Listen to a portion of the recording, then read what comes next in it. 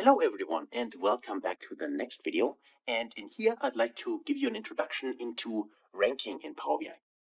So to do this, let's actually first rename this current page we are on to Time Intelligence. So Time Intelligence, and then I will create a new page. So click on the plus icon down there, add new page, or of course you could also do it from the insert ribbon here. You can also add new page from here, right? Up to you. So let's get started. Let's say I want to rank my categories and for instance, their sales or their profits. It doesn't matter what kind of KPI we're going to use. So for that, let's go to the order table, select this, and inside select that category. So let me select this. And now it gives me here a unique list of the categories. And now if I would add some data, for instance, go here when you're on object, then click on add data. I can then use any of my measures. So for instance, I could use the total sales again. So like that. And this gives me here the sales figures for each of the various categories I have in here. So of course I like to maybe make this a little bit bigger so you have a better see this on your screens. So let me go to view. Let's actually select the formatting option here. And then up here, let's say for the visual itself, for the values, I like to increase the size. And let's say this is 14, for instance, right? So hopefully this is better for you. All right. So we can see here we got the categories and we can see the total sales numbers. And this works because remember what I told you, that in Power BI, no matter what kind of visuals we have, so table visuals, matrix visuals, or bar charts, line charts, whatever kind of charts you visualize, you always have a context, so-called filter context. And this means, for instance, here inside, the total sales figure is broken down to the categories, and here we filter to the categories cheese. That's why we only return the rows in our sales data set, so in our orders table to be exact, and then sum those individual rows up, and then we get this value. So that's how it works, right? So you already know that. So far, so good. Now let's explore the ranking, and also let's see that the ranking can, let's say, go wrong if we do not take this into account, what I explained to you just a second ago. So the context. So let me show you what I mean. Let's actually create a new measure. So let's right click on measures table in here and then click on new measure. Okay, here's our measure. Let me just zoom in a little bit. Okay, here we go. And let me first deselect this one here. Yes, because what I don't like to have this object symbol the whole time in my measure. So okay, now let's right click again and click on new measure. Okay, and now I can write it. So the measure itself should be, in this case, the ranking. Let's call it ranking is equal to, and then I will go to new line. And for the ranking, I will use a function which is called RANKX. So RANKX function, this one here, and then press the tab key, and then it gives me already a few information, what it needs. It needs a table, an expression, value, order, and ties, even though this value, order, and ties is in brackets, and this means, as in Excel as well, it's an optional argument which you can fit into this specific function. So let me just zoom out a little bit like that, and let's read what is there. So returns the rank of an expression evaluated in the current context. Remember, context, okay, in the list of values for the expression evaluated for each row in a specific table. Okay, so that sounds a little bit intimidating or complicated. So let's figure out how that works. So remember that each of the functions which end with an X are so-called iterator functions. An iterator function means they iterate through a table. So they go row by row through a table. And this is why the first argument for the X functions is always a table. Because we need to tell the function, okay, which table should we actually go through, right? So in our case, this would be the orders table, right? So the category is inside the orders table. So we can refer to the orders table. And then for the expression, well, the expression in our case is the total sales, because we want to rank our, in this case, category, which we have then in the view, by the expression total sales. Of course, could also use another measure. In our case, in this example, I'm referring to my total sales again. Okay, so this is that. And then I can put in a comma here. And then for the value, I can skip that. And for the order, I could say ascending or descending. So depending on how I want to rank. Well, I want to rank descending because I would like to have rank number 1 for my highest sales amount. That's why I want to choose descending here. And for ties, there are two options, dense and skip, the difference is if we in our case would have two, so if we would have two categories with exactly the same total sales value, so even with a decimal number exactly the same, then how would we rank them? Would we say they are both ranked number one, for instance, if they have the same value and this is the highest value? Or should it be, in this case, then number one, and then what is the next value? Should the next value be number two, or should it directly be number three, because they are twice number one? So how do we handle this? And this is actually done by the dense or the skip. So that's the difference here, and I'm referring to dense because I would like to have a ranking like, if I have two values with exactly the same value, then they should have the same rank, and then the next one after those two should have the next rank. So I want to have, for instance, 1, 1, and then number 2 for the third one, instead of 1, 1, and then number 3 for the third one.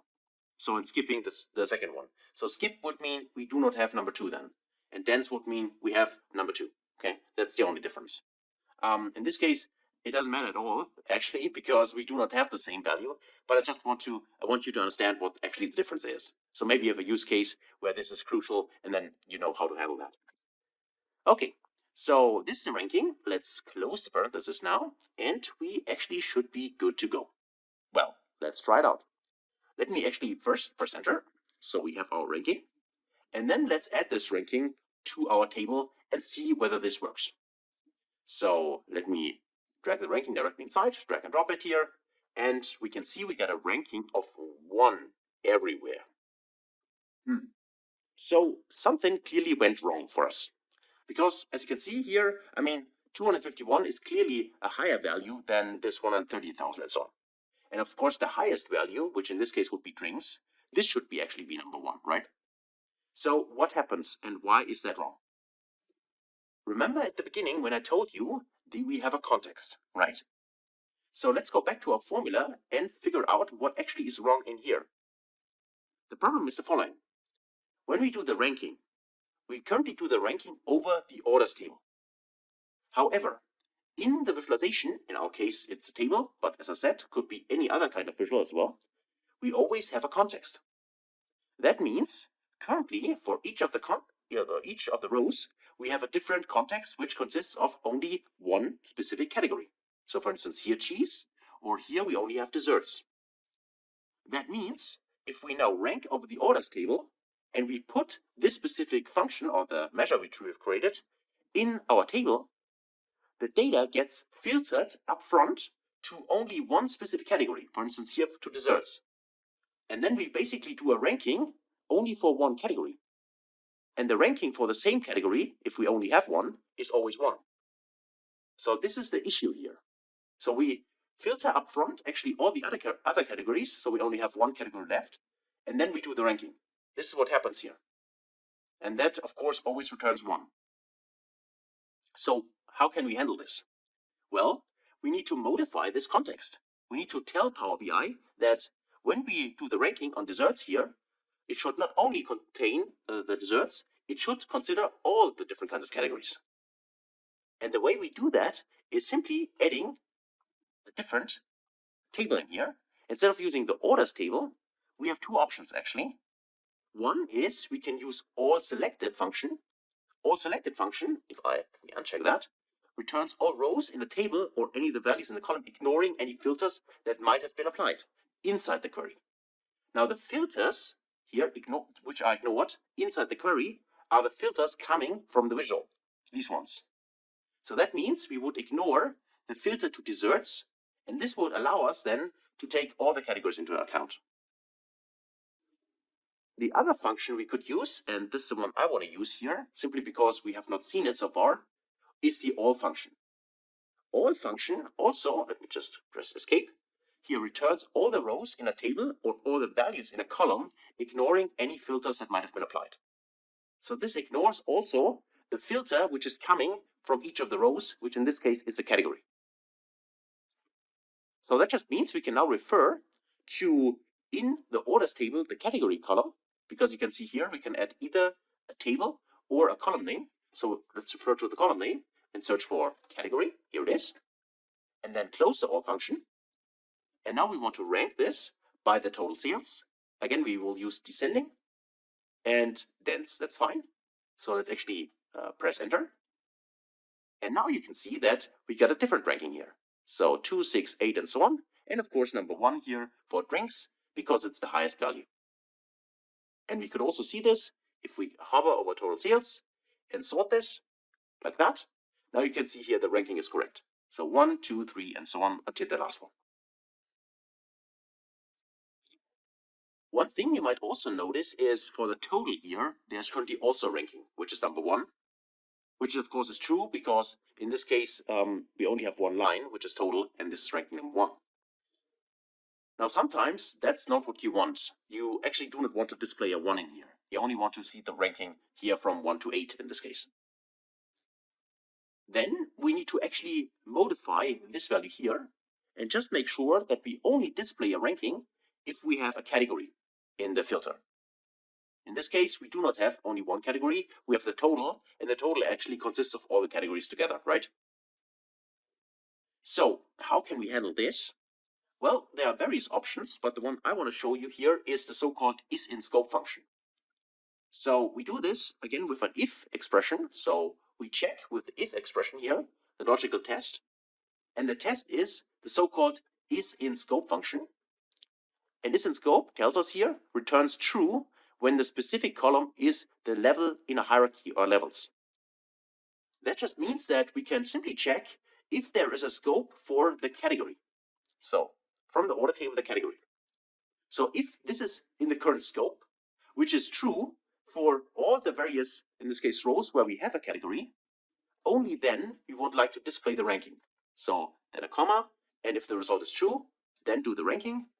And if the result is false, then don't show anything. And we know that we can simply do this by using the blank function. Close this.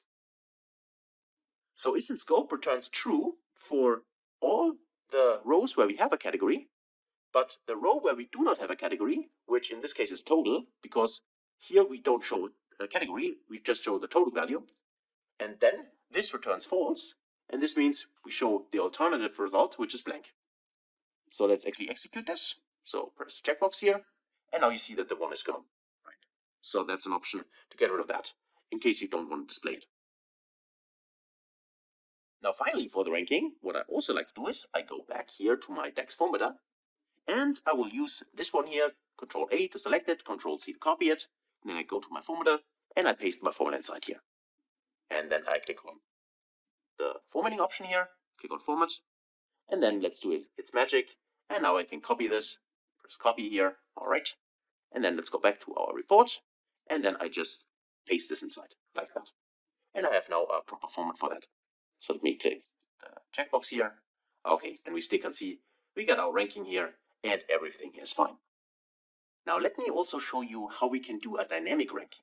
So instead of showing all the values from 1 to 8 all the time, we let the end consumer of the report use a slider, and then he or she can decide how many values he or she wants to display. But before we do this, I actually want to cut this video now, because the lecture is already quite long, and hopefully we'll see us then in the next video. I can't wait for that. See you then.